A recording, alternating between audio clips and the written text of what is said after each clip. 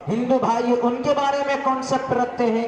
مولانا یہ بتانا چاہتے تھے کہ تمہارا خدا بھی ایک، ہمارا خدا بھی ایک، تمہارا ایشور بھی ایک، ہمارا ایشور بھی ایک.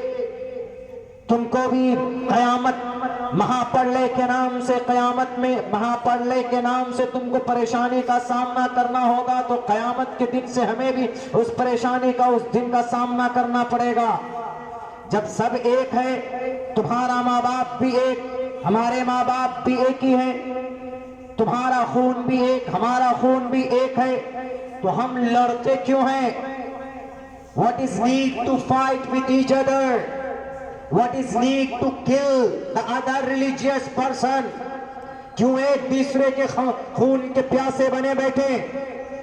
ہندو مسلم کے نام پر کیوں یہ نفرت کی دیوار ہے؟ مولانا یہ بتانا چاہتے تھے. کیوں راجستھان میں ہریانہ کے بارڈر پر لا کر جنید اور ناصر کو مار دیا جاتا ہے؟ کیوں محمد عمر کو 4 سال پہلے ان کی ہتیا کر دی جاتی؟ کس بنیاد پر؟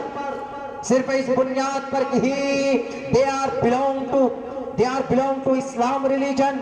اور بہت سے لوگ بولتے ہیں کہ اسلام 1450 سال پہلے اس دھرتی پر آیا. 1450 سال پہلے اسلام نہیں آیا، بلکہ اسلام کا موڈیفائی ہوا ہے 1450 سال پہلے. مطلب ڈینٹنگ پینٹنگ ہوا ہے. اس میں سمجھانے کے لیے لفظ استعمال کر رہا ہوں. مثال کے طور پر ایک گھر ہے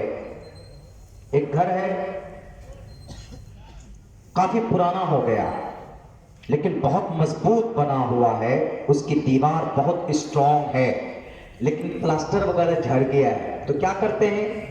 اولاد کیا کرتی ہے؟